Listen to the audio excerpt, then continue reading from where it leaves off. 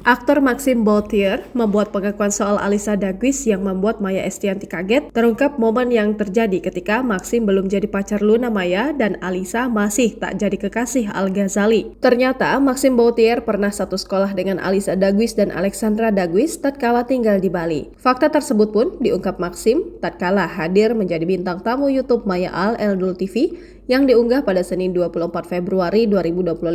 Mulanya, Maya Estianty mengungkapkan Maxime adalah blasteran Prancis seperti calon menantunya, yakni Alyssa Daguis. Maxime ini seperti kayak Alyssa, mix Prancis dan ibu keturunan Jawa, tinggal di Bali, ucap Maya Estianty. Iya, tinggal di Bali, kita satu sekolah dulu, ujar Maxime Bauthier. Terungkap pula, tak cuma satu sekolah kekasih dari Luna Maya itu, ternyata satu kelas dengan kakak dari Alyssa Daguis. Jadi aku itu satu kelas sama Alexandra, kakaknya Alyssa, kata Maxime Bauthier. Bahkan hubungan keluarga Maxime dengan keluarga Alyssa juga begitu dekat, sampai sering bermain dan liburan bersama. Jadi dulu aku tuh sering ke rumahnya. Dululah kita hangout. Kita sempat ke Surabaya, nginep sama mereka selama 2 minggu. Jadi aku kenal mereka, satu sekolah di Bali, sekolah Prancis. Tandas Maxime Bauthier.